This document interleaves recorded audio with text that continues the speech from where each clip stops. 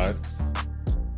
So let's see what Guerrilla Collective has in store for us.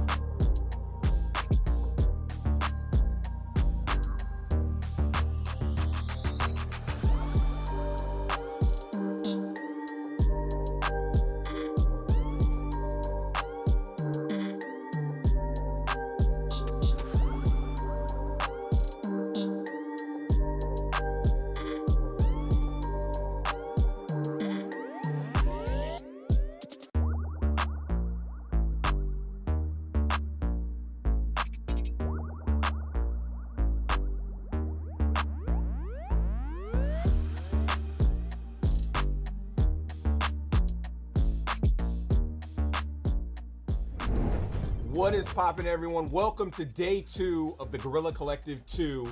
I'm so happy to be here. I'm your host, Justin Woodward, co-founder of The Mix, the Media Indie Exchange, an indie game team in Terabang Entertainment. I am with my co-host and beautiful friend, Alex Wilmer. Oh, you're beautiful, Justin. What's happening? I'm thrilled to be back for day 2 of the Guerrilla Collective. So many great games on day 1.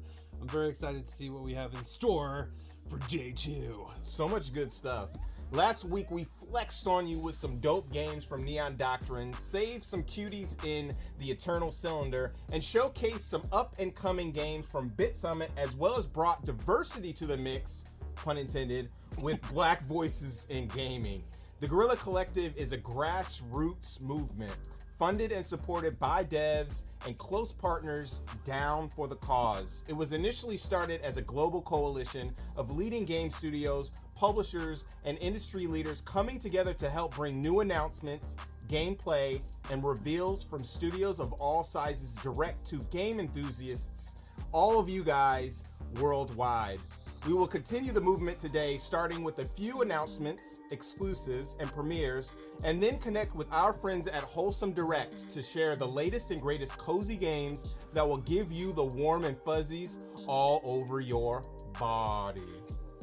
Before we get started though, we have to give a huge shout out to our sponsors, and this is quite a mouthful. Shout outs to Good Shepherd, Humble Games, Tiny Build, PlayStation, Xbox, Kickstarter, Razer, Astro Gaming, our fellow devs and publishers, Two Awesome Studio, Akupara Games, All In Games, Goblin Studio, Graffiti Games, Head Up, Hype Train Digital, Neon Doctrine, Raw Fury, Thunderful, and White Thorn Games. Good job. I did it. And we've also teamed up with Valve to showcase the games on Steam in order to support these devs. So be sure to check out the Guerrilla Collective event page on Steam, where you can learn more about these games, buy the games that are available now, and add the games to your wish lists for games that are not yet out. So check out Steam event page, which is on the Guerrilla Collective website, guerrillacollective.com. I barely made it through that. It was good. Shout out to our broadcasting partners for supporting and hosting the stream: Twitch, Steam, IGN, and GameSpot. If it wasn't for your guys' help, this would not have been possible. But enough lip smacking and yakking. Let's get started with a few brand new exclusive indie titles and an update from a game that we're all looking forward to checking out. I know you can't wait. Can you? Nope. Definitely not. Let's go.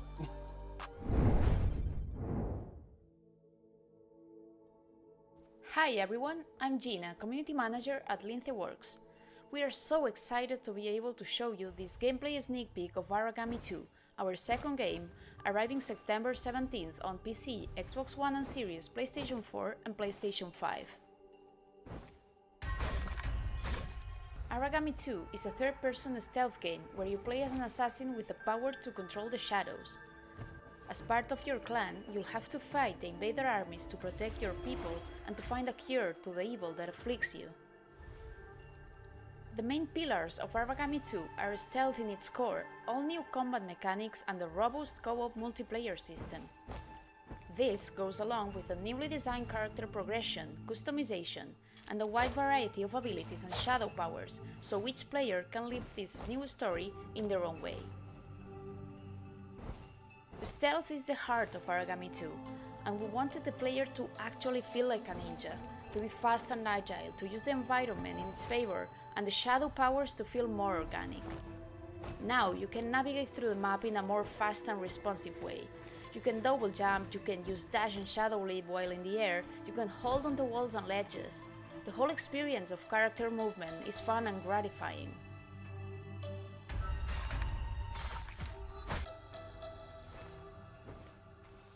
We also introduced special stealth covers, so now the character can interact with the special props, like tall grass, bushes and other vision occluding areas, in order to acquire special stealth behaviors and permitting contextual kills and KOs.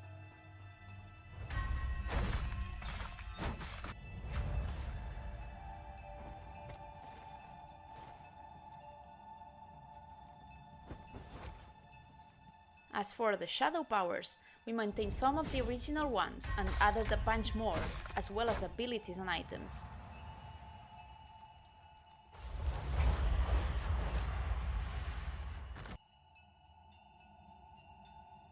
Let's now check out some combat.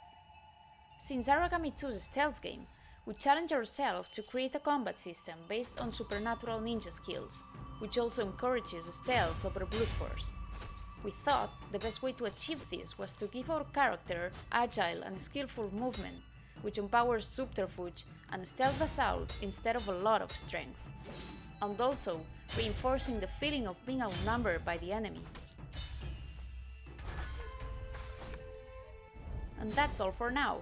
Thanks for watching, and we hope to have you embarking on this journey on September 17th.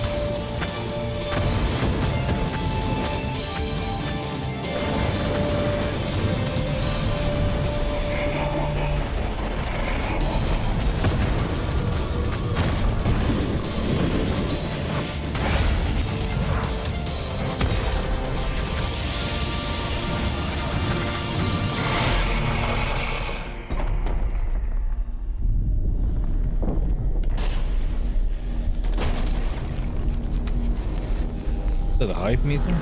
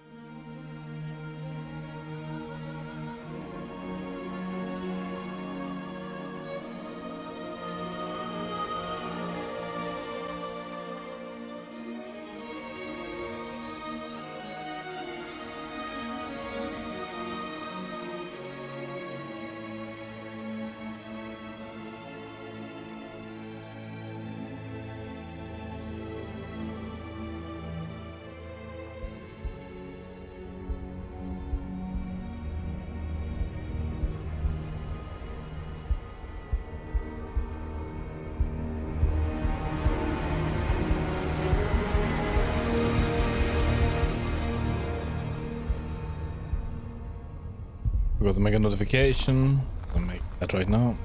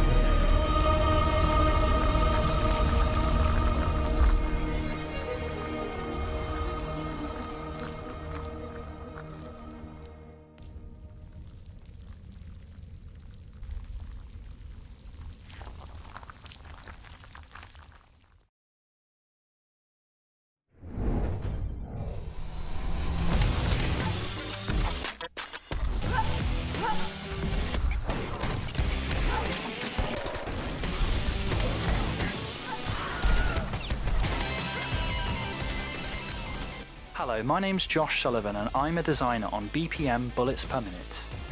BPM is a roguelike rhythm first-person shooter game where all of your actions and the actions of your enemies are tied to the beat of our epic rock opera soundtrack.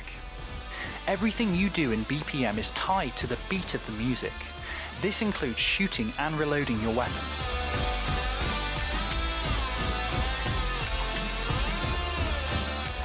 See how satisfying that sounds?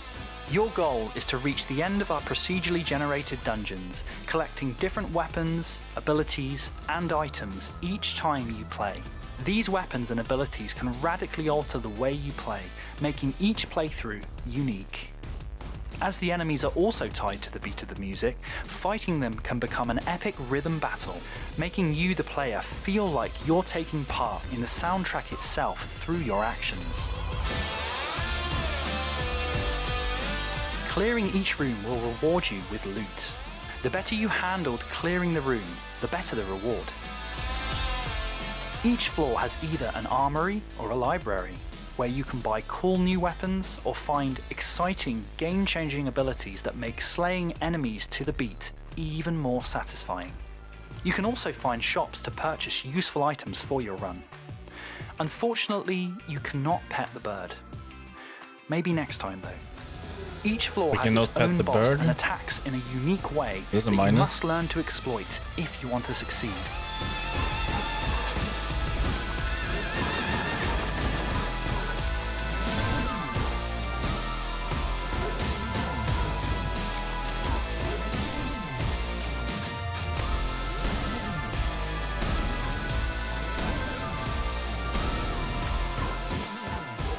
Finishing off a boss is a dramatic musical crescendo that you, the player, are in full control of executing. BPM is out now on PC, but is coming to PlayStation 4 and Xbox One this summer. We can't wait to see you slay the hordes of Helheim to the beat.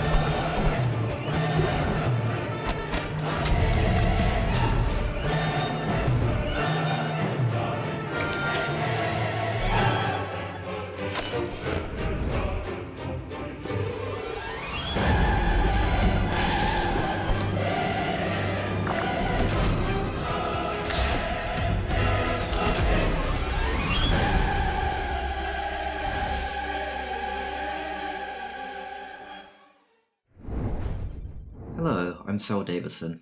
And I'm Hannah Lee, and we are Humble Grove.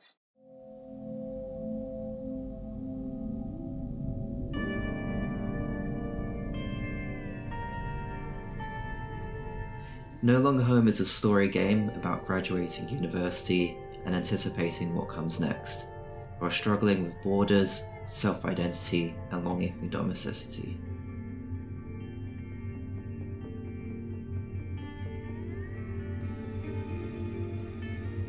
In No Longer Home, you play as non-binary protagonists Bo and Zhao, who are based off Sel and myself.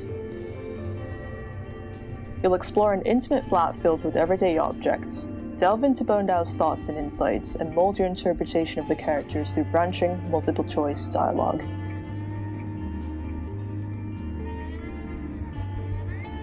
The events in this game are based off our own experiences, and many of the characters and stories are based off people we know in real life. At the time, we were feeling disillusioned with education. Disoriented and not sure what to do next, Bo and Al try to figure out their place in the world.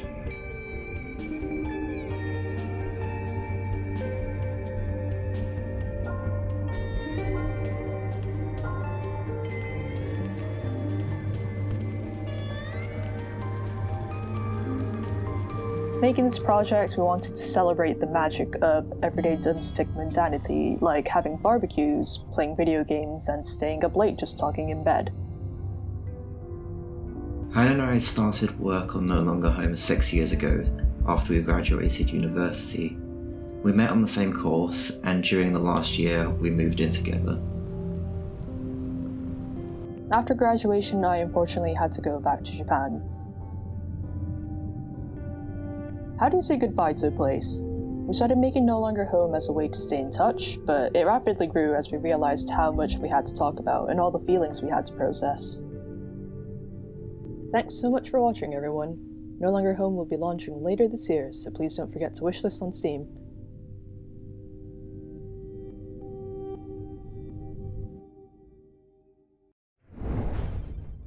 Man, Origami 2 is looking so fantastic. I need some of that stealth action in my life. Yep, and Fire Girl, that looks pretty unique too. Up next, we have some magic and swordplay popping off in the next segment with an update from a bona fide classic and a new entry in the hybrid puzzle and strategy realm.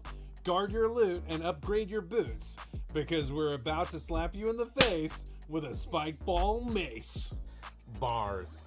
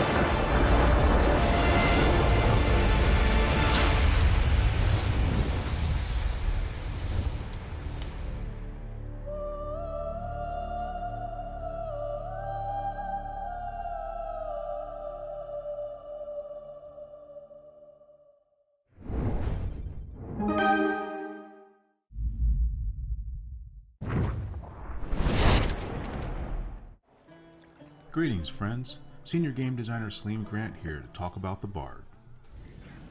Stylish and flamboyant, the Bard uses the magic of music to defeat their enemies and cure their allies. This twisting of song and magic created a versatile gameplay opportunity we felt was compelling enough to make this our next class. Whether dazzling their enemies with dancing lights, weaving in and out of the fray, or conducting a frenzied symphony of combat, the bard never shies away from pulling out their instruments to string a few notes together. No matter what is needed, a bard is always ready to take center stage and perform. And when the day is done, their enemies defeated, and their allies safe, the bard becomes a source of entertaining ballads and jingles that recount their tales of triumph. With that, we have reached the last crescendo, but fret not, for we are not at the finale just yet. There is more to this ballad that will be revealed over the next few months, so please, stay tuned.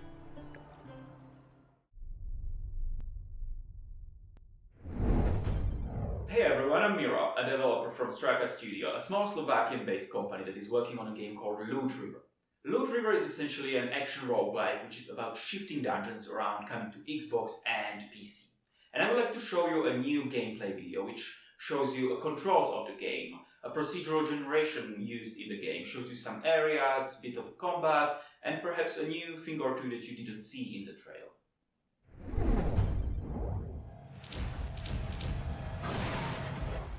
Okay, let's actually take it a bit slower. Let's start. I'll show you some controls. You can move your hero around with the left stick, responding to your pressure, and you can also dash and dodge on controller with the A button. And you attack with the right bumper. That's your standard attack. It now chains into combos. It used to be just like one attack before, but now it's like 1, 2, 3, fluidly changing into one another for a better feel of combat. You can also do a heavy attack, or what you could do is charge your heavy attack for special damage. Cool, right?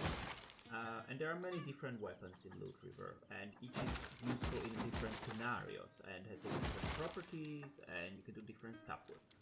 Let's go to the first combat area. It's a now, bit low. the Sunken Village. It's the first area where you already need to navigate these platforms that we saw before, and you do it by standing on the platform and dragging it with the right, upwards, downwards, or in any direction you want. And let's approach these enemies up now and lure them onto our platform. Yeah, one by one, if you will. Or what we could do instead is just like charge right in and do some heavy attacks and hope for the best. But that's usually not the best idea unless you have a large weapon. So instead we could, always like isolate them into parts that we can manage, or we could skip them completely and go for the big guy here instead. It's very dangerous, so what I'm gonna do instead is just charge my attack and slam the platform into it, right, for special damage. You see, the levels of Loot River are procedural, but they are handcrafted at the same time. What we do is design lots of smaller areas with possible connections and then let the computer assemble them and look for logical relations in between them. So even from small pool of objects, we're already getting some interesting variations in the levels. Enemies evolve for combat on the platforms. Some can even lock platforms together, preventing you from sliding away until you defeat them, gaining your ability back. Others might wield long-range weapons, able to jump platforms or cause devastating damage.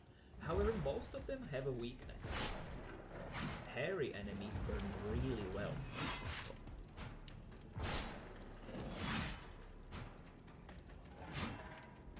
You will visit many interesting places, obtain legendary weapons, meet unimaginable characters, fight them, and ultimately die by your hand.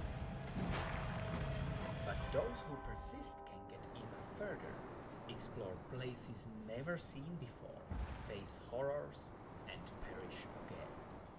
It was River.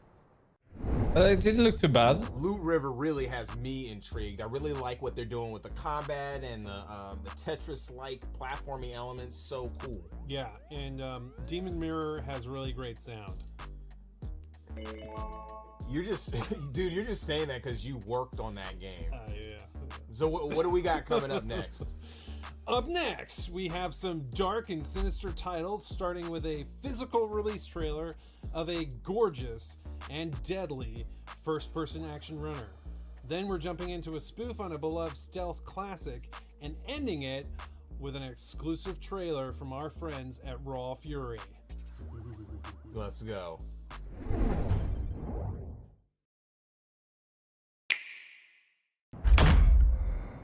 Oh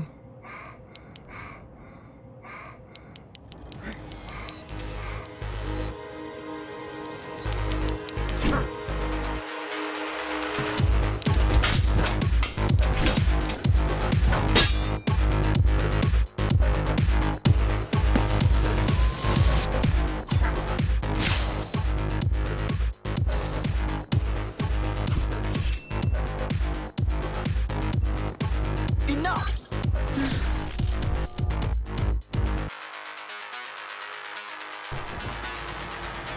I'll handle things from here on.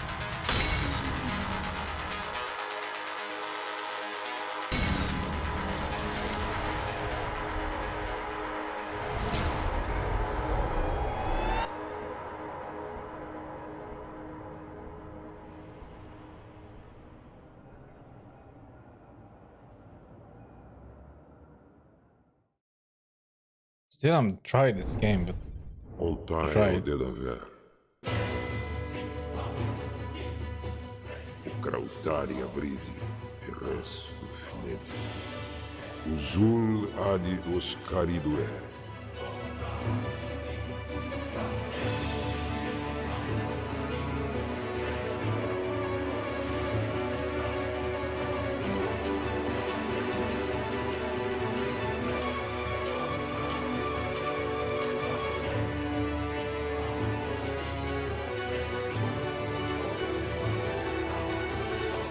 Os mesmos existem como absurda adimuteruso. Muda em despres res bastante.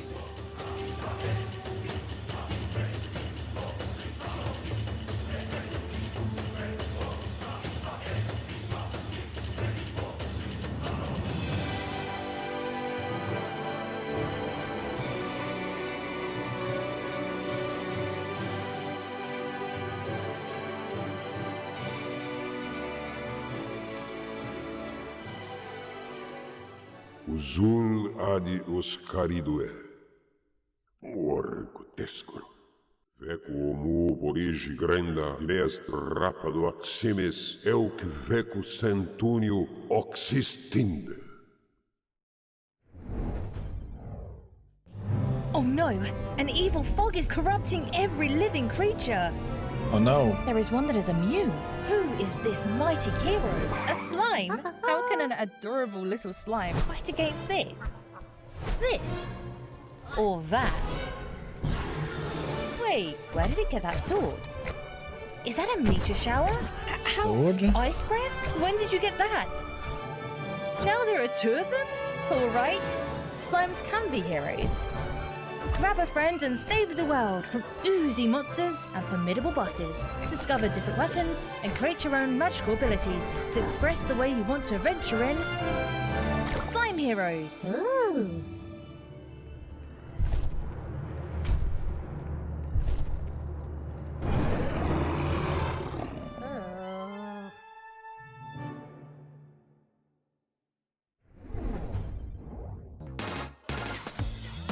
Demon turn.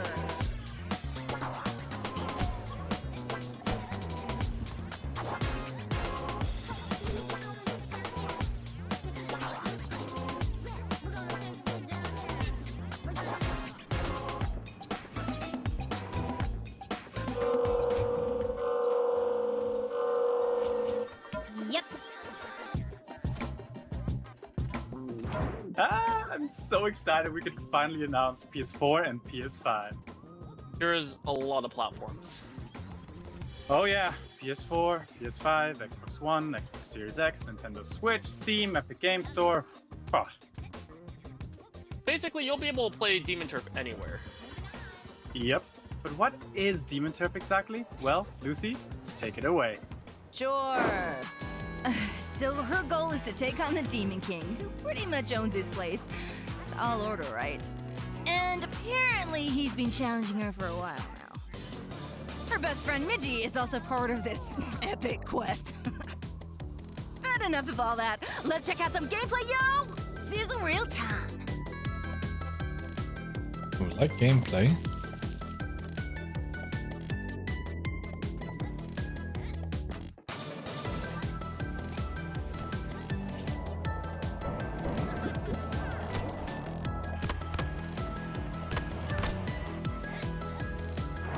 Beavis' moveset in Demon Turf has a lot of depth.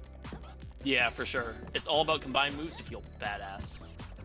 One of my favorite examples is this tower climb. The different ways you can skip so many parts of it. Things really heat up though once you unlock the turf moves. Oh yeah, yanking enemies around, rolling down highways, soaring through the skies. Combine it all, and you get to see runs like these from our incredible speedrunning community. Still blows my mind every time. Beginner or pro, we hope to see you pull off some of these moves when Demon Tip releases sometime later this year.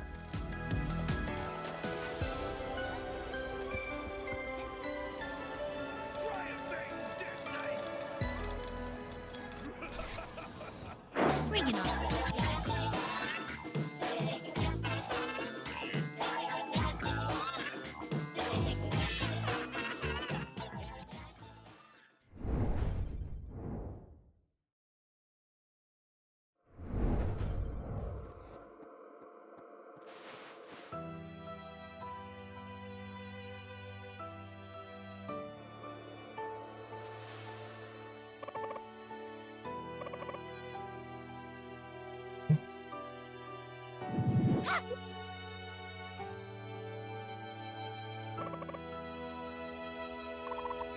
Reminds me very much of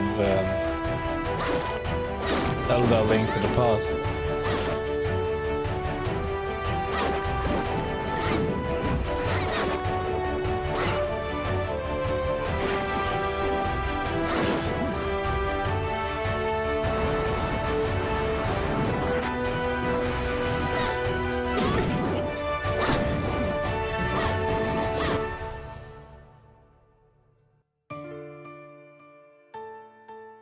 Writ of Spirits. That was nice. We can wishlist that actually.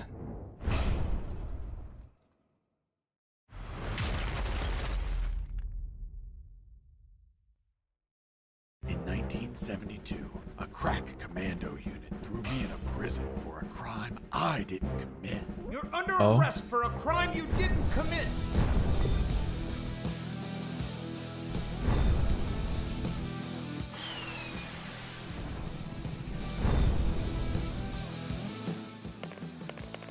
Hey, a coin. Hey, buddy, I have no paper. Here you are. You saved my ass, literally. You stole a one-eyed man's patch? That patch turned out to be handy to create a lethal weapon. What were you gonna shoot? Pebbles? Depleted uranium balls.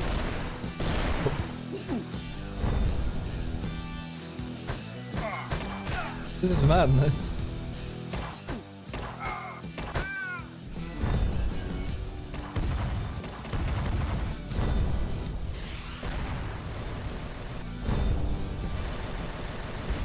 The sewer was infested with assassin rats. Felt like I was a huge chunk of cheese. Assassin rats? Who's there? Damn cat. Who's there? Another cat!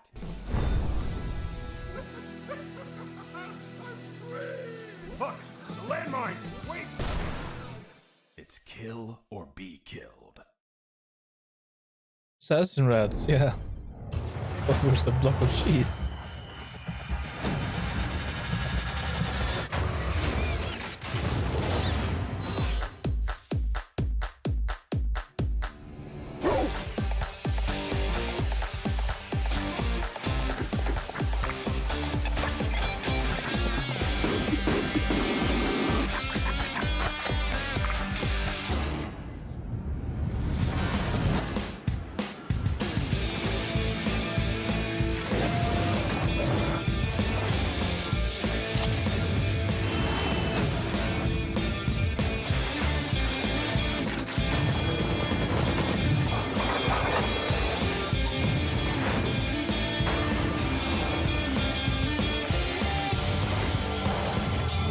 Yeah, probably.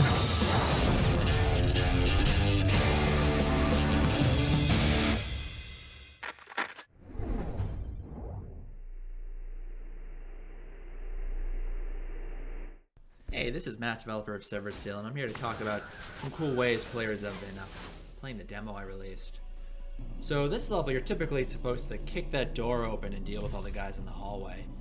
But players found a way to use the arm cannon to carve a hole to the left of the door like you saw, which gets you into this hallway. It's a little bit safer, and there's some nice weapons to find in there.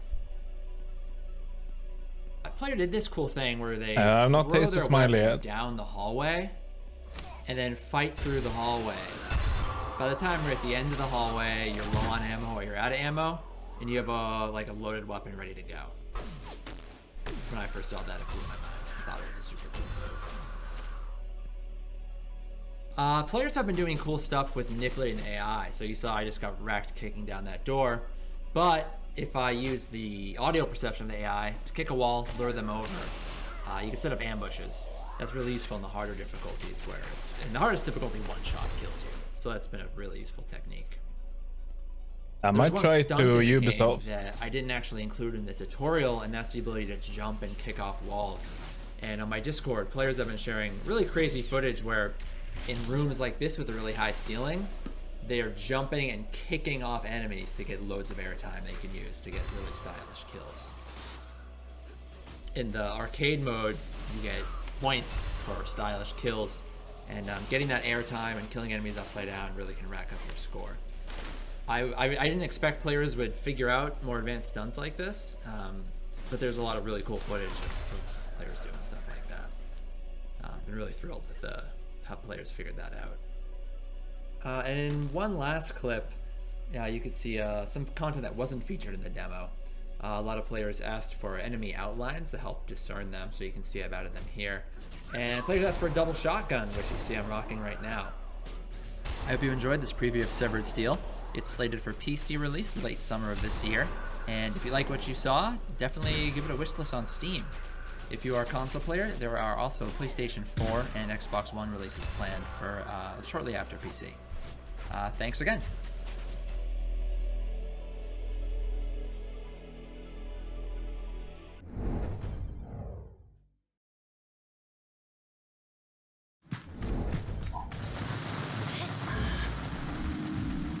It seemed to be kinda free running.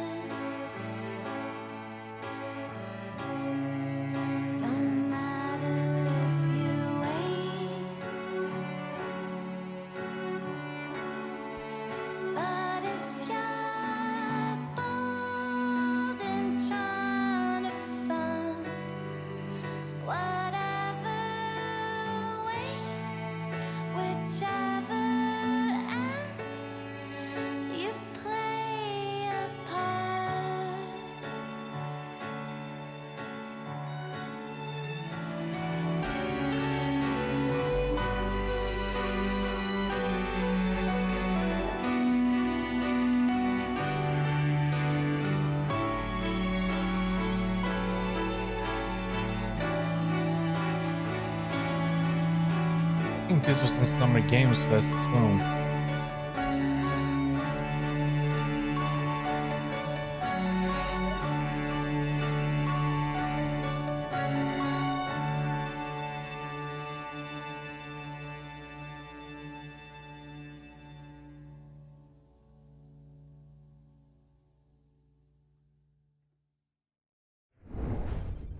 Thank you so much, Raw Fury, for that special exclusive footage.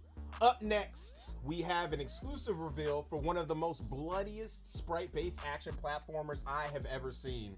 We will check in on a dark and beautiful pixel art RPG, help clean up a forensic nightmare, and then we are heading to an update from a mystical masterpiece from one of our Best of the Mix 2020 award winners.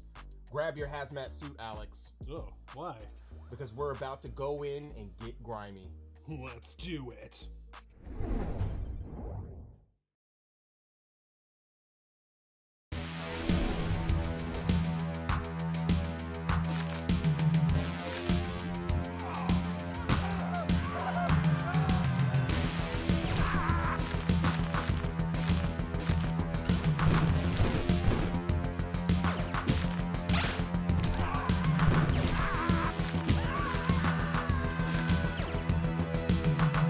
Vampire terrorists?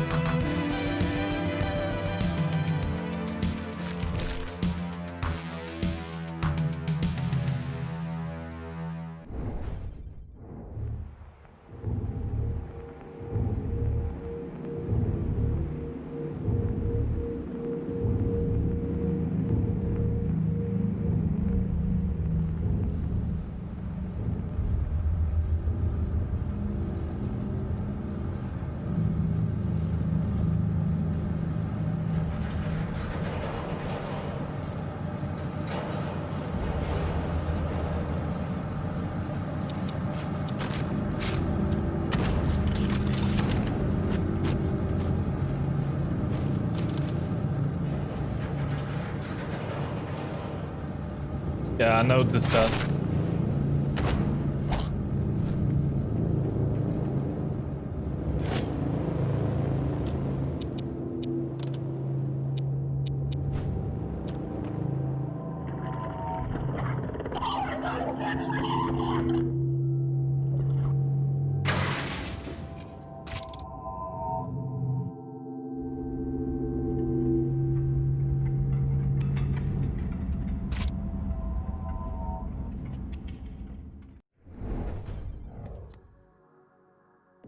Hello, my name is Jacek Głowacki and I'm the head of company development at Grow Distance. We're established by Bluebird team and we've just celebrated our 12th birthday. Our goal right now is to become a fully realized AA studio. My name is Krzysztof Zięba. I'm a writer and game designer at Grow Distance. We make games with unique stories and visual styles, excellent soundtracks and captivating gameplay. We are known for our Vampire the Masquerade titles and Serial Cleaner. Our next game is its sequel, Serial Cleaners, a stealth action crime story set in 90s NYC.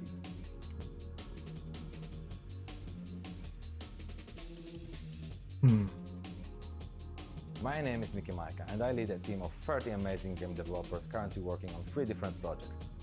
Serial Cleaners is our biggest one so far and is set to launch later this year. We've got a good vibe and we're expanding, so come join us on our adventure to the 90s.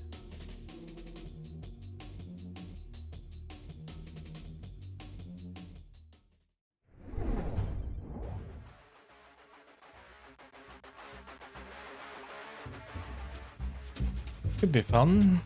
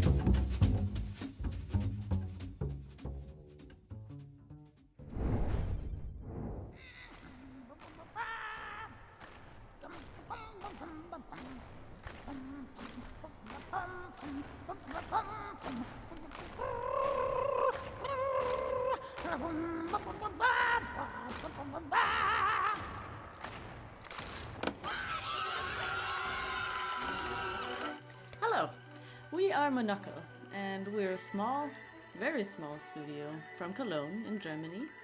And what you see before you is our very first game, a cinematic platformer called White Shadows. So White Shadows is basically a modern Fable. It drops you off in this huge, weird, vertical world that is called the White City, even though it's really, really dark. And in this White City, there are the rats and the wolves, and they're in charge. And then there's the pigs and the sheep who do all the work. And then there's the birds who are, or at least so they say, to blame for a deadly pandemic. And then there's you, little raven girl, trying to change all that. So basically, this game is not really a puzzle platformer, it's more of a trip. It kind of drops you off in this really weird world, and if you imagine inside in Tim Burton having a really mean, weird little baby born in 1984, then you'd have this game. It's black and white, it's dark, it has to do with a lot of stuff that is in our world today, and it's also really entertaining. We, as the developers, think that's really funny, but people who've played it tell us that it's really, really dark. So you be the judge of that.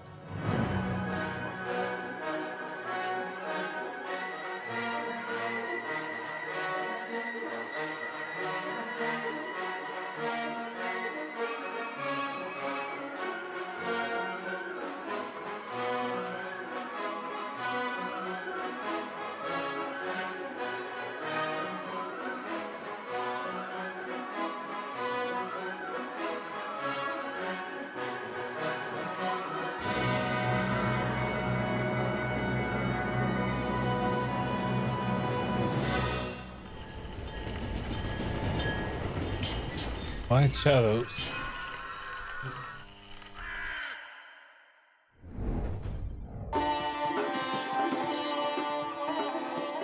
माँ दुर्गा, मुझे आपकी जरूरत है।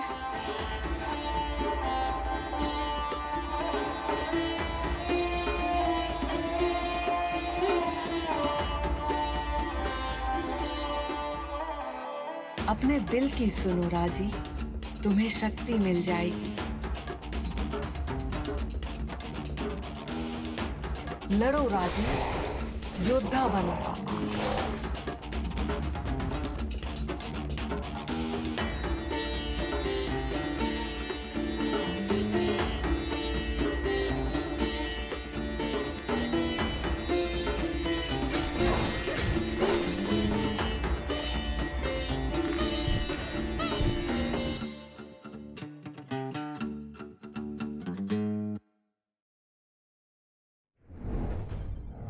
Shout out to Raji. Congrats on winning Best of the Mix 2020. Such an awesome studio out of India, you know.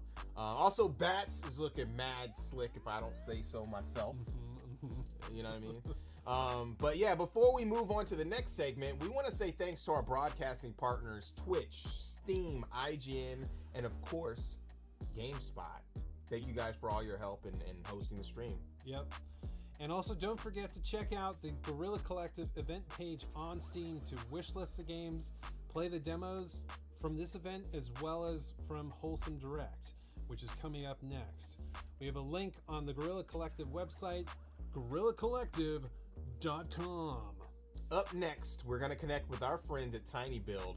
We're doing gargantuan things with really creative indie developers. Let's creep around the corner and say hello to our neighbor devs working with Tiny Build to peep what they have cooking up. Word.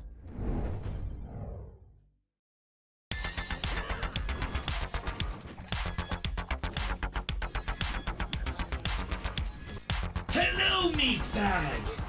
This is my game, Despot's Game.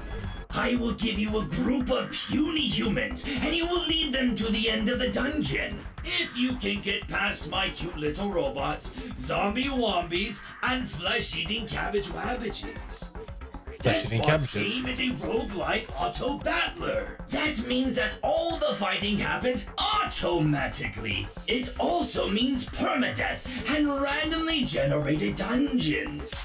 In order to win, your humans will need weapons, or whatever you can find to use as a weapon. Combine different kinds of dumb items to create your own dumb army. Your army needs to be positioned, fed, and genetically modified. Just don't get too attached to your little humans. They'll be dropping like flies. Let me tell you a little secret. If you make it far enough in the dungeon, you'll get the chance to fight other players! You probably think I came up with all this in order to raise a perfect army of mutated humans capable of conquering the universe, right? Wrong. I simply enjoy watching pathetic humans hit each other with refrigerators. You're in Despot's Game now! Comfy Games bears no responsibility for salty tears, broken keyboards, busted screens, or therapy expenses due to the effects of extended gaming sessions. Not recommended for use by children, pregnant women, or people who have loud conversations on their phones in public. Alright.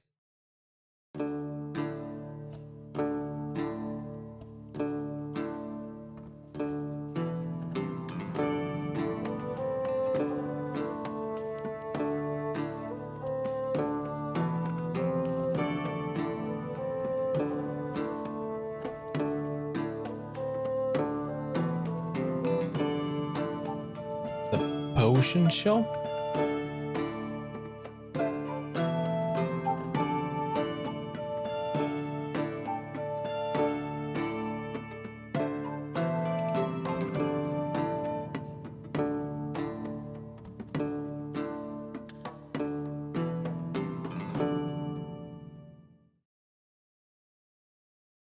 Potion craft. Demo available on Steam. Not too bad, maybe. Could be fun.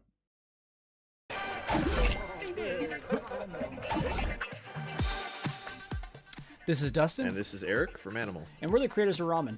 Along with our extremely small team of passionate individuals, we're really excited to get this out to you. Ramen's a food fighting arena game with a bunch of quirks and twists. And today we're going to show you one of our favorite game modes, along with a new work in progress mode that we've been working on. So let's start with the meatball mode. Yeah, and meatball mode, it's all about putting the meat in the hole, the goal hole. You got to jump in and take control. Like, what does that mean? It sounds good, but what does that mean? Well, it's basically kind of like Katamari, where the objective is to jump into a giant meatball, take control of it, roll around, charge it up, and shoot it into various goal locations throughout the map. All while basically avoiding enemies and the onslaught of food that they throw at you. Next up, Boba Ball. Well, Boba Ball is one of our newest work-in-progress game modes, but still a ton of fun. Players are now packing a Boba Blaster that shoots Boba Balls at a giant Boba Ball. Work together with your taste buds to blast the giant Boba Ball into the opposing team's goal. But look, kills don't count in this mode, so prioritize getting the giant ball from A to B. But a few balls to the face never hurt anyone, so blast your foes to keep them from gaining control of the ball. Blast your toes? Foes. Okay, bros, I guess.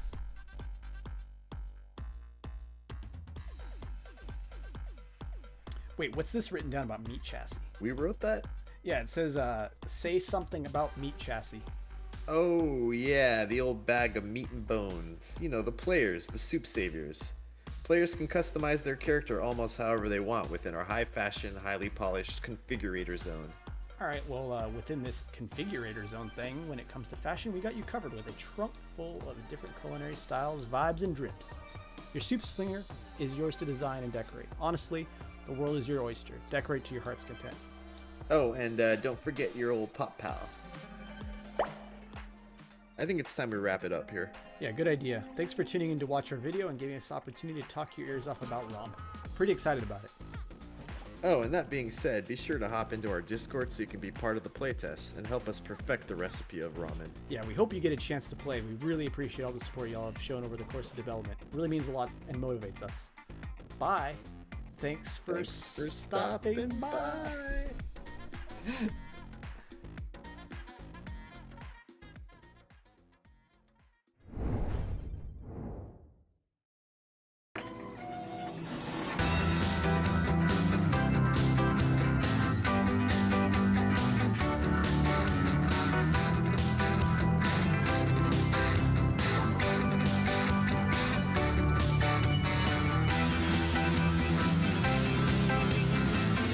Bake cookies.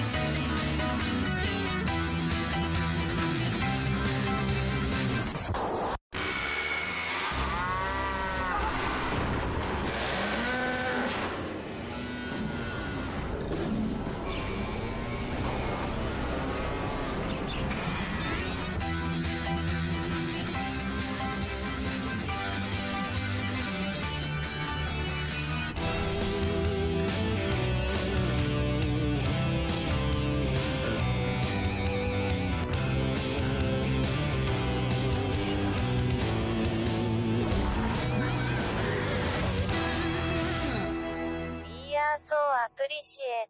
Have a happy humble day.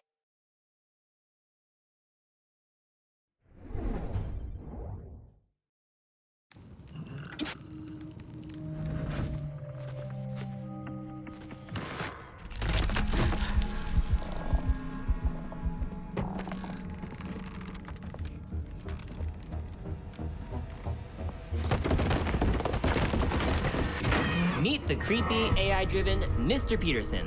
This character has one mission, keeping you from discovering his secrets. Hello, and welcome to Hello Neighbor 2. In this game, you'll be playing as a local journalist named Quentin, who is suspicious of his creepy neighbor, Mr. Peterson. For those new to the Hello Neighbor franchise, this is Raven Brooks, the sort of town where everyone keeps to themselves and goes about their lives. Normally, you would too, except a bunch of people have gone missing. And there's just something strange about your neighbor, Mr. Peterson. Everyone is afraid of him. There have been rumors of children going to his house and never being heard from again.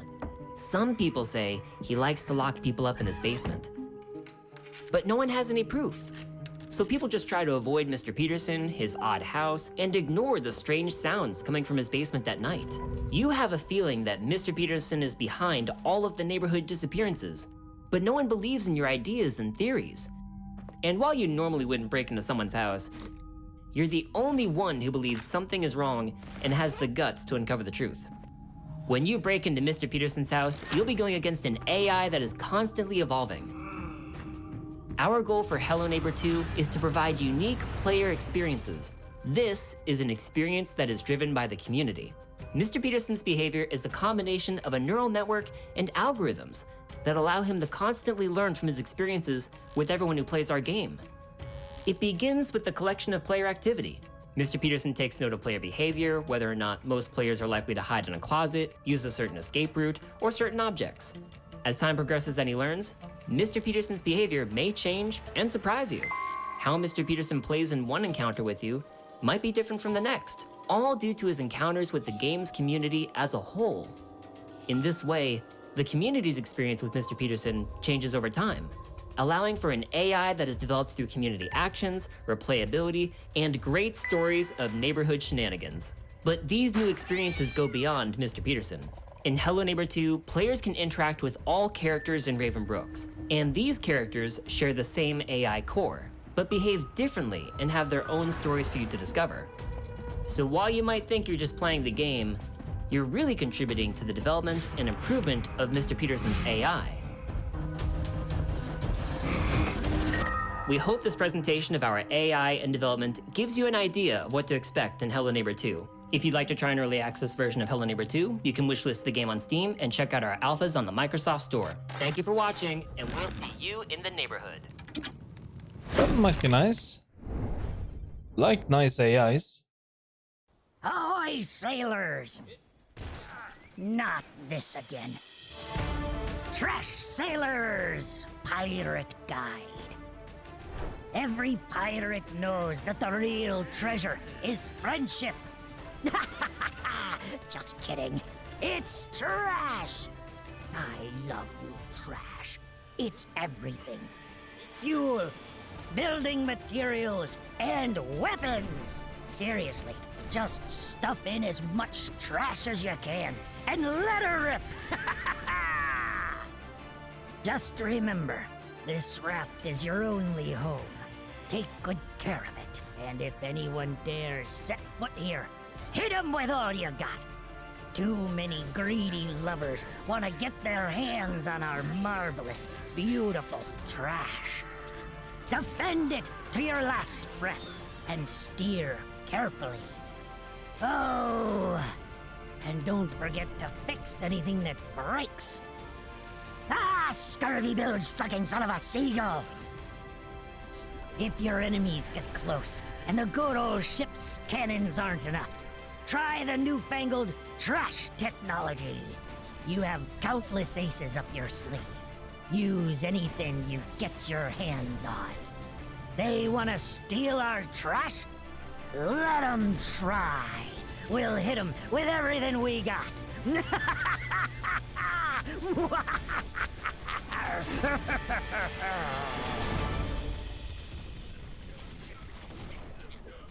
This is crazy. Shout out to Tiny Build. They are producing and publishing some of the most amazing indie titles coming out. Ramen is looking real fantastic. Yep. And for our Guerrilla Collective 2 finale, we're going to head out with an exclusive, humbling conversation that we had with Innersloth, the team behind Among Us, and check in on some fun and upbeat games, as well as take a trip back to the arcade with some fun retro throwback games. And before we finish everything up, we are also going to go to an exclusive interview with our friends at Limited Run Games. Let's rock. Welcome back to the Guerrilla Collective. We have Marcus Bromander and Adriel Wallach from the Innersloth dev team. Super happy to have you guys hopping on the Guerrilla Collective for an interview. Tell us about yourselves. I'm Marcus, also known as Puffballs United. I'm one of the co-founders of Innersloth. I worked on a lot of the art, the sound design, game design, and miscellaneous other spots in the game, but no coding. Hi, I am Adriel. I'm the lead programmer at Innersloth, which means I live in the code, I make a bunch of lists, I tell the other programmers what to do, and I fix bugs. I want to talk to you a little bit about the team and go into what you have in store for the game. But first, I want to ask you a couple of questions about the team and how you're moving forward. So first of all, for people who don't know, where did your studio name Innersloth come from, and who is repping the team? So when we first formed our company, me and Forrest, we were trying to come up with a name, and we were kind of just stuck. So we went on a random name generation site and just like click through, and Innersloth just kind of felt. For me, it was like I have the motivation to make stuff, but like the inside of me is kind of lazy, it's hard to get motivated sometimes. So that the sloth really stuck to me there. You know, some people think that success is overnight, but you have all been grinding to make things happen with such a small team. What have some of the challenges been during the growth and iterative development of the game been?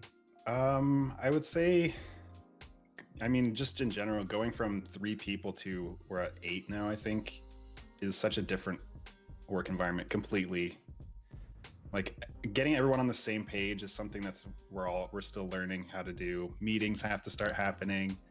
You can't just tell. I'm used to telling one person and then things go from there, and now I have to make sure to tell everyone, and I have to learn how to write design docs. I can't just have it in my head and tell people. That's dope. And you've been like an integral part of the indie community with helping out early on, you know, with the mega booth, and then really orchestrating Train Jam and been involved in so many projects. How has it, like, I understand how you kind of joined the team. How has it been on the opposite end of, like, you know, communicating with Marcus and everybody on the team? It's been fun. It's been fun to be sort of in that transition from the small team to what is quote unquote the larger team now. Not that 8 is huge or anything, but I was the 5th person, so I was like right at that tipping point from it being small enough where you could just tell one person one thing and then everybody knows everything, to now it's like you have to make sure we're tagging all the right people in our work channels and like getting information out. And yeah, I came on towards the end of last year through a mutual friend who was like, hey, Innersloth needs more programmers, you know, because at that point it was just Forrest as the programmer, and I was like, all right, I'm in. And then yeah, rest is history. But it's been really fun getting to sort of grow the programming team as well and take at least some of the pressure off of Forrest to be the only person doing that kind of stuff and being able to do more output and get things out there faster. So you've had, like, you know, notable celebrities. You've had AOC, just mad people streaming it, and now it's really ingrained into pop culture. What are some of the most surreal, defining moments that have been heartwarming or have left an impact on the team since its original release until now? Just all of the, like, the fan art that comes in, and all the, like, fan animations, like, music videos, remixes, just so much amazing stuff. We have a channel in our Discord that we just post all this stuff, and it's just like empowering, gives us motivation to keep going. You know, you've really been maintaining the life of the game with really interesting updates and drops. What can you share with everyone on Twitch watching during the Guerrilla Collective that is next for Among Us? But yeah, we do have 15 players coming, which means we do need more colors because there's only 12 in the game. And so we're going to add 6 new colors. I don't know if that's been announced, but I feel like we could say that we did at one point have a color named Barf that is not going to be released. So what is that? Like, it's like a speckled yellow or something? Like a greenish yellow. Yeah, imagine mashed up peas, like mashed up peas that you would feed a baby. Wow. Or like the barf emoji, just that color. Yeah. Oh, okay. I for one am disappointed that we don't have barf in the game, but Me too. I was a big champion for barf. yeah, bring back barf. So no barf? No barf. How do you come up with like, because it seems interesting that you're just talking about, you know, having the barf colors. How do you come up, you know, with these different designs and ideas? The colors are super hard. We're trying to move away from having colors be the main identifier for each character. Cool. So we want to lean more into cosmetics and names. So, but we still want to make them, at least to begin with, make them as distinct as possible. So I have to like pull up all the colors we have and then think about like, look at the color wheel and go, okay, maybe we don't have anything in this little zone. I'll try something here. And I compare them together and it's like, this one does look really similar to blue, or like I could see this one getting mixed up with purple or something. But eventually we're just gonna have to kind of move away from that and not worry about it as much. It's awesome to have you guys. Thank you guys for, you know, joining us for this. Is there anything that you want to tell the fans? Because there's going to be a lot of people probably watching this who want to know about, you know, something straight from the team. I mean, just thank you. That's the one that's just always there. Thank you for playing. Thank you for liking the game. Yeah, that's the same sentiment here. It's great. It's mind-boggling to be working on a game that this many people play and get like such an enjoyment out. Like I get texts from friends who are like, "Oh, my 12-year-old was playing with his friends and was bragging about knowing that his mom knows you," and I'm just like, "Aw." That is awesome. But yeah, thank you so much for joining us. We appreciate it. It's been amazing, and we'll talk to you later. Thank you.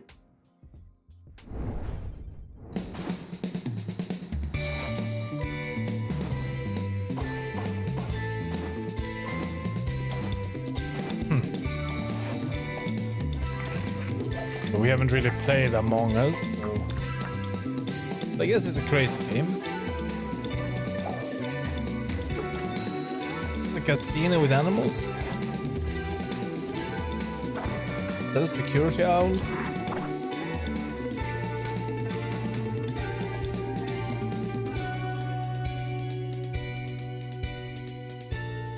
That one we will keep an eye on. Oh, hold on, no. It was told something about them. Blooming Business Casino. I have it. Right, wish list.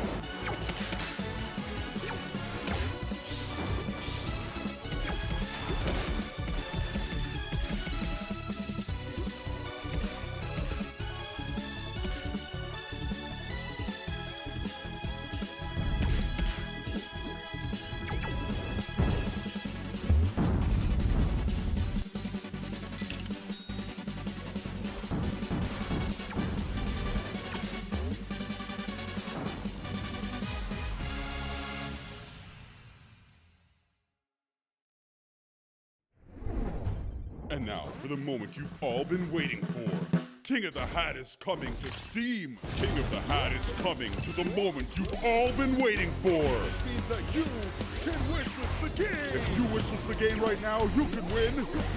You can win a washing machine. Success. A washing machine? You can win a sticker. Wow. Boom. Sticker. Wow. Which is the game? You might be entered into a contest. You might be spin every wheel.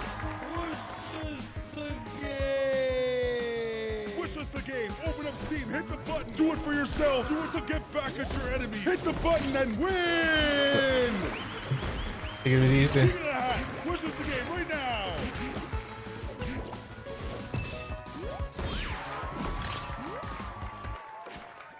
Have fun. That's GG.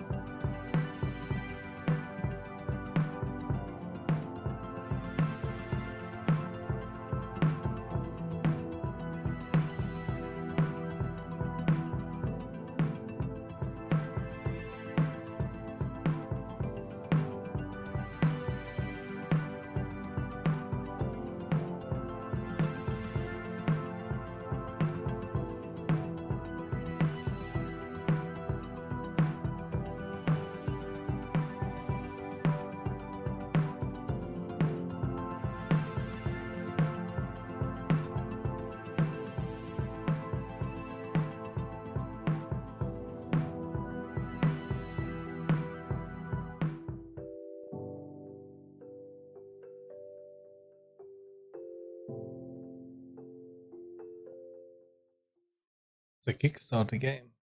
Demo on Steam.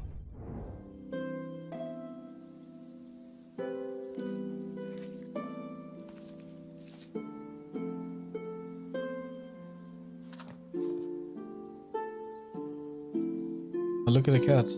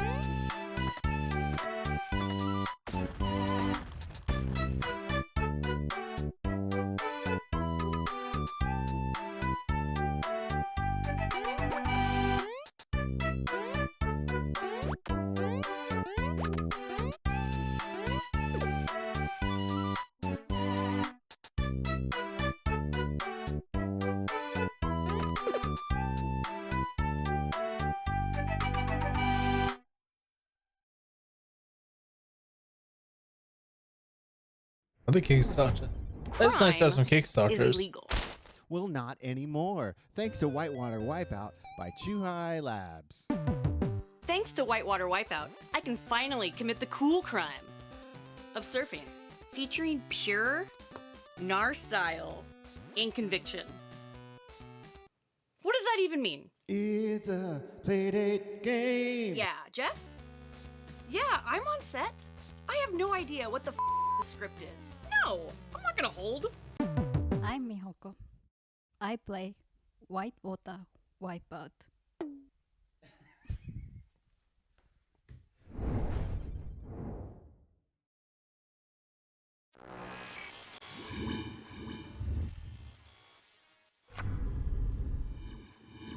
I don't know what to say about that.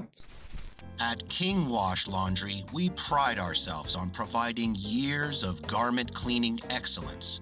Our customers come for the top-of-the-line deluxe washing machines, but they stay for our professional service.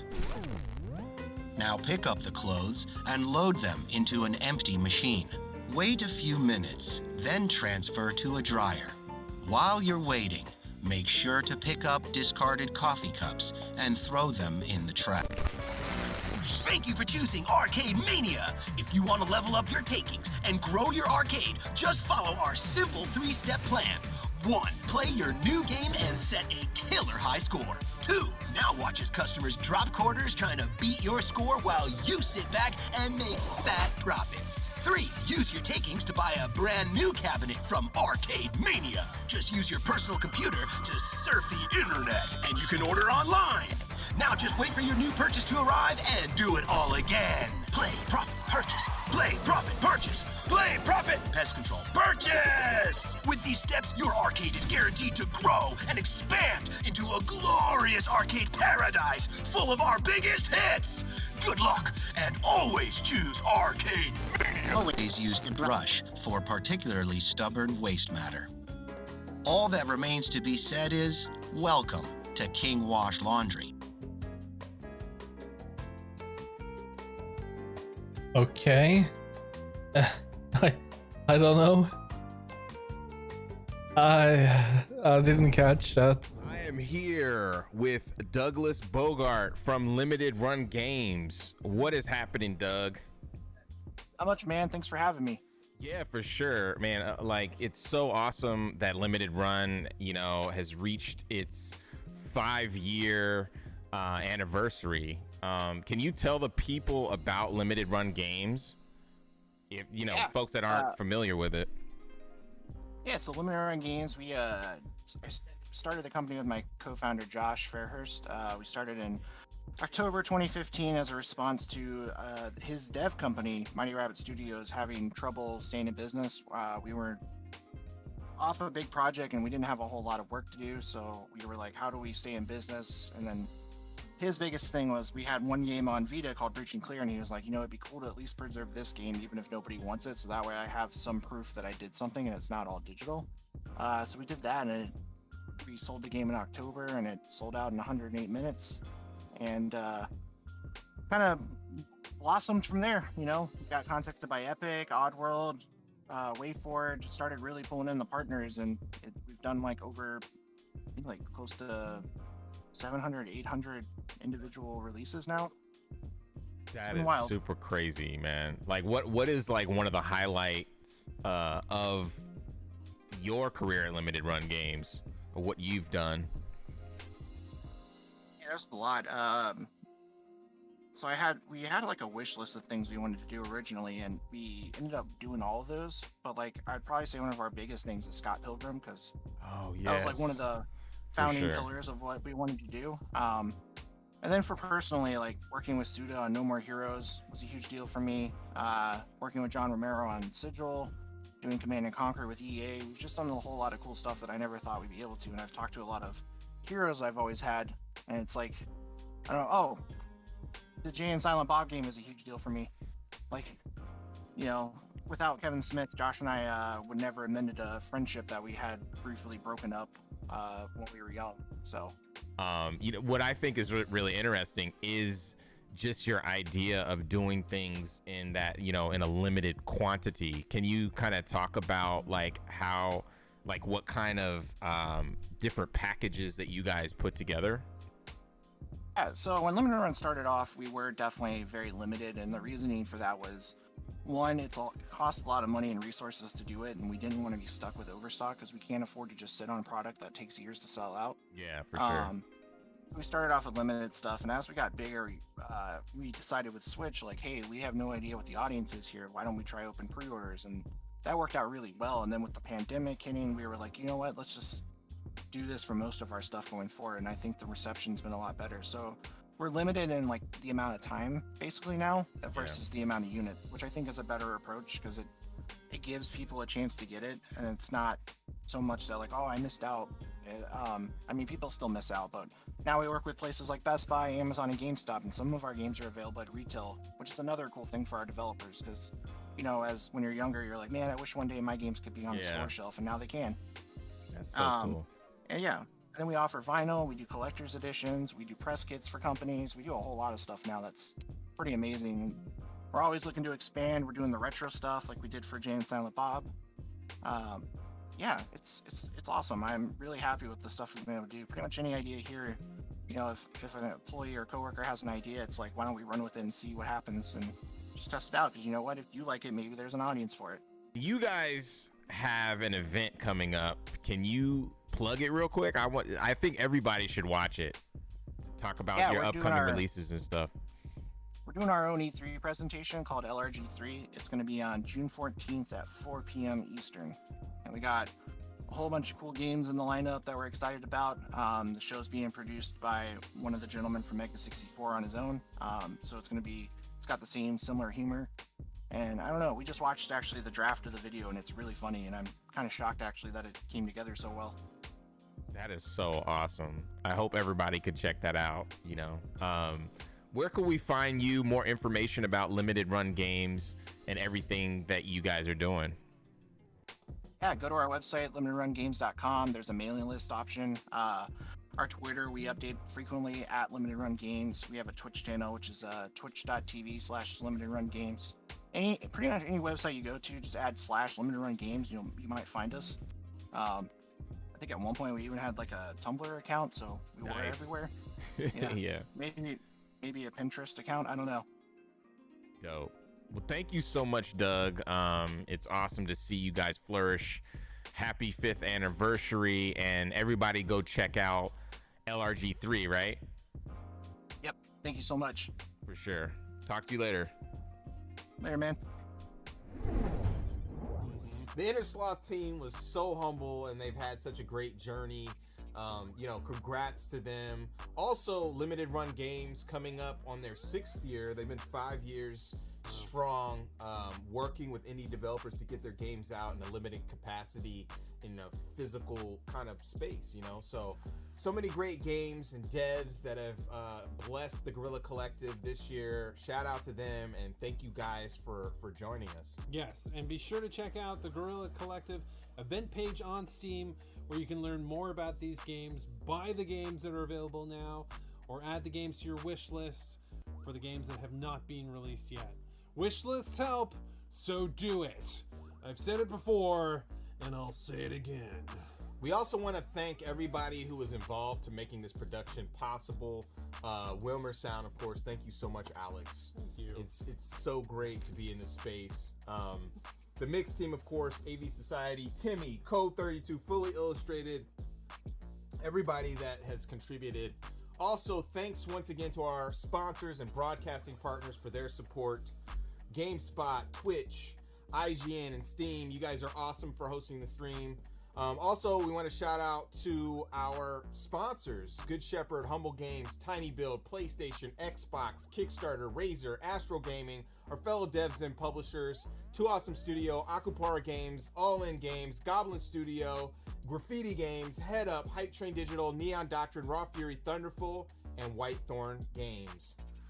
That wraps up the Guerrilla Collective 2. Such a fun time with developers worldwide and awesome partners. Thank you for joining us. We truly appreciate it. Yes, and before we head out, we're going to show the Wholesome Direct trailer and come back with our friend, Jenny Wyndham.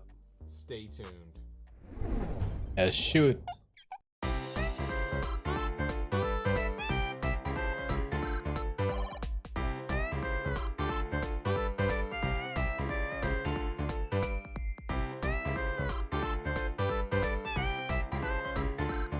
Pet a cat.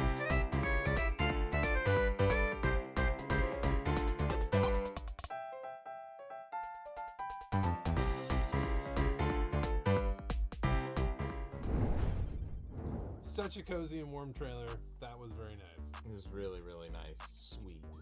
We have our friend Jenny Wyndham, aka Kim Chica, on the line to get started with the Wholesome Direct. Hey Jenny, how is it going? Yes, thanks Justin and everyone at the Guerrilla Collective. Also congratulations to all of the devs who showcased. You all did wonderfully. I can't wait to play all of your games. And yeah, stick around. We have the Wholesome Direct coming up with new game announcements, exclusive footage, developer interviews, and it's just going to be a wonderfully cozy time. So hope you all enjoy it. Thanks so much, Jenny, for joining us. Looking forward to checking out the show. That wraps up the Guerrilla Collective 2. I am your host, Justin Woodward, with Alex Wilmer. Make sure to follow us on Twitter at Guerrilla Collect, not Guerrilla Collective, and on all other social media platforms at Guerrilla Collective. You can check out the mix at Indie Exchange on Twitter and everywhere else at Media Indie Exchange. Stay tuned for Wholesome Direct. We will see you all soon. Peace.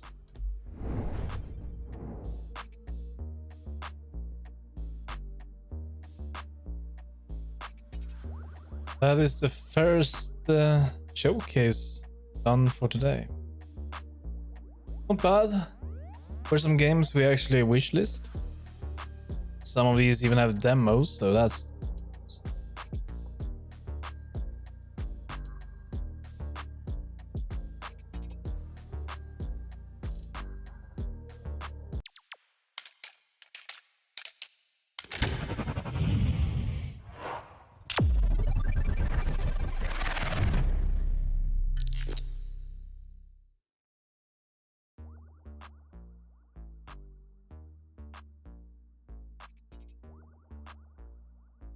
$7 p.m. CT.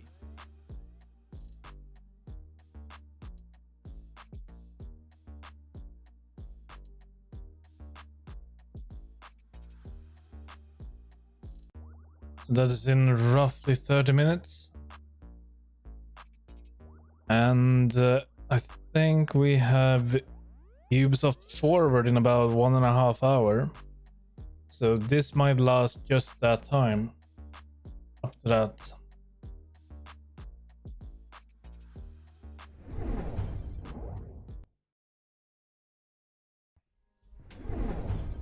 What is happening? I am here with one of the co-founders of Wholesome Games, Matthew Taylor. He and his brother started Wholesome Games, which sparked off Wholesome Direct.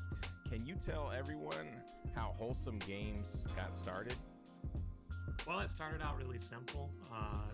My brother James and I just were really excited about some upcoming games at the time. Like, I always go back to Ooblets and Mineko's Night Market as the two that I was really excited about, and it just kind of seemed like there was a little bit of momentum building for the... I'm gonna let this run. And then Wholesome Games was just a Twitter account that get something to eat and such, and then we will Discord, and then watch Ubisoft Forward. Culminated in Wholesome Direct, which is probably... So I'll be back just in a few minutes. That's dope. Wait, so the Discord, is that open to the developers and also the audience, or just the audience? I didn't even know there was a Discord. I should have known that. Yeah. The Discord is like not the biggest Discord, not the smallest, but I really like it. I think we have a great community on there, and it's a really great mix of developers and fans. So I think you get people from, you know, every walk of the industry in there, and I think that's what makes it such a cool, welcoming space.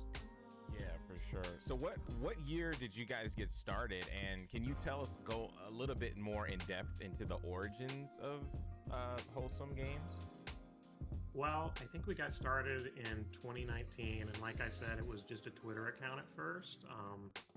I think James and his friend Jacob, they were in various Discords for these games like Ooblets, and you would see the same people crop up, and like everybody, whether they knew it or not, was kind of attracted to this similar type of game. And so I think that led very quickly to people thinking, oh, maybe there's something to this. Like, if we put this together, we'll see how many people come out for it. And like a lot of things you do, like you just put it together and see if anyone shows up. And both developers and way more fans than I ever anticipated are excited for these kinds of games and excited for anyone to help find them and curate them. I mean, yeah, I love these type of games, and it's cool that you are directly curating and working with these developers and just in general, you know, and also the grassroots approach is basically how we started the Guerrilla Collective in the mix. I'm a developer too, and I know you guys are developers. Can you talk a little bit about how you got started in game development? Our game development journey started because my brother, every story starts with my brother apparently. But we like grew up making music together and doing all this stuff, and then he went to college for something completely unrelated to game development.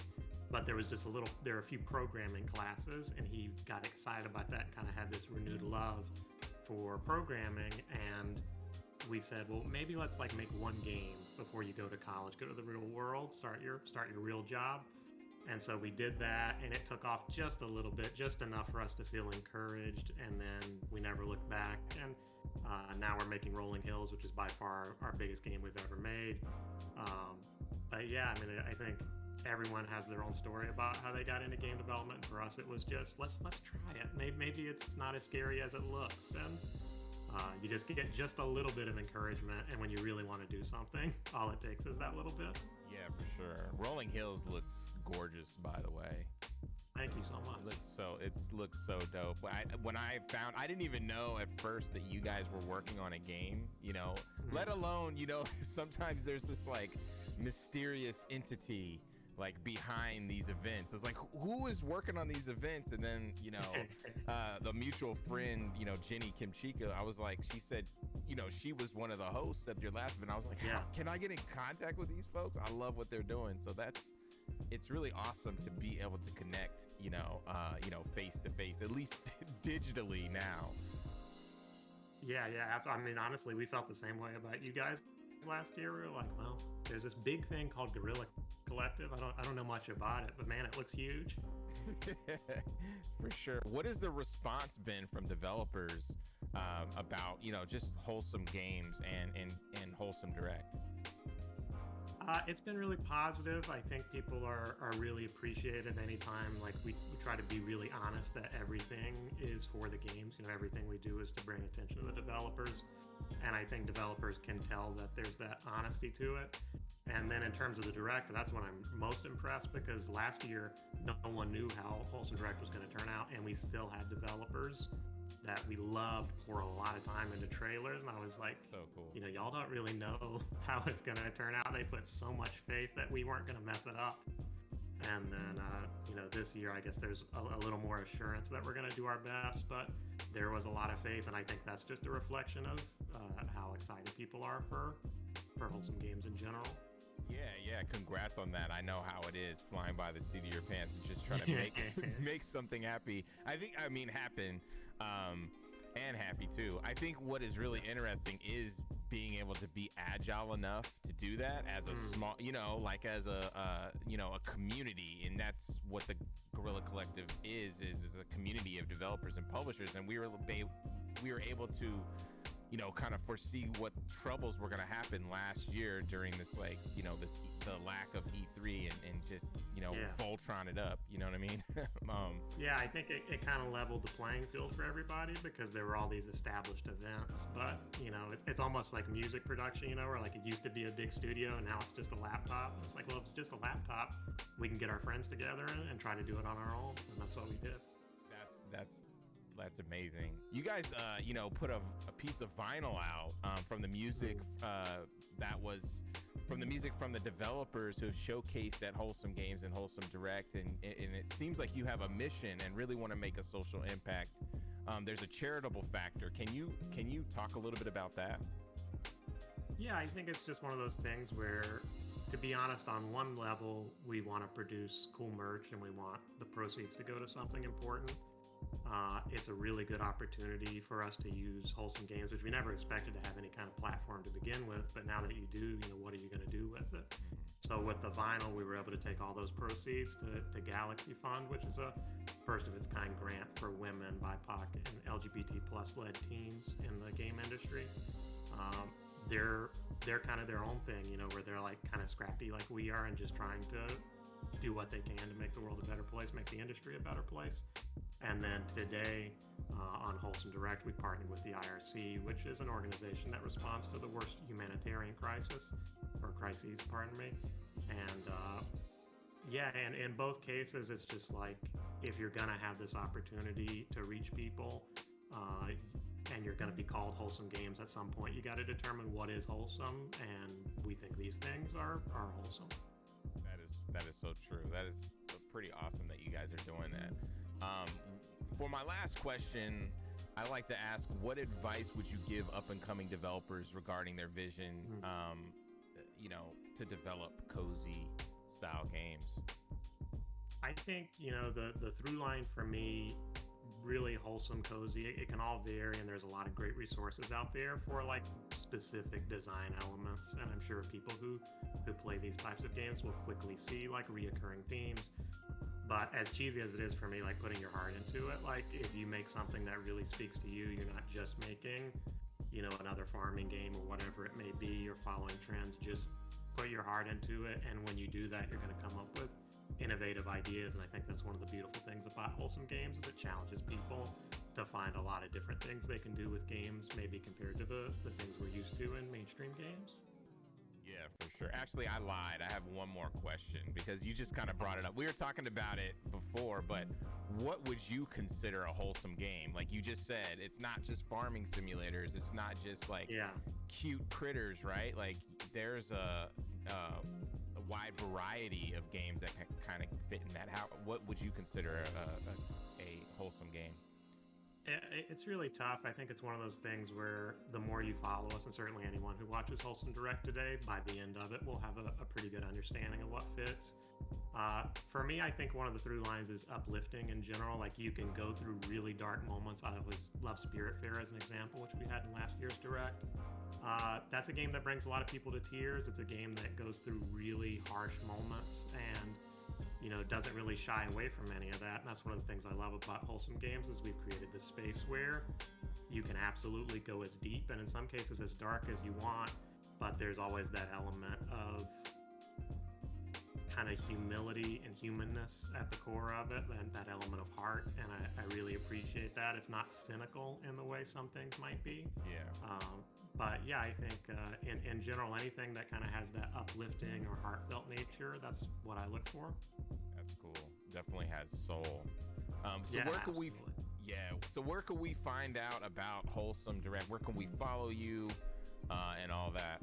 And Wholesome Games, not just Wholesome Direct. Yeah. We're going to make it easy. We're going to do wholesomegames.com for everything. We'll have links to the Twitter, which is where a lot of people know us from, links to any merch that we're doing with the Yeti and the IRC.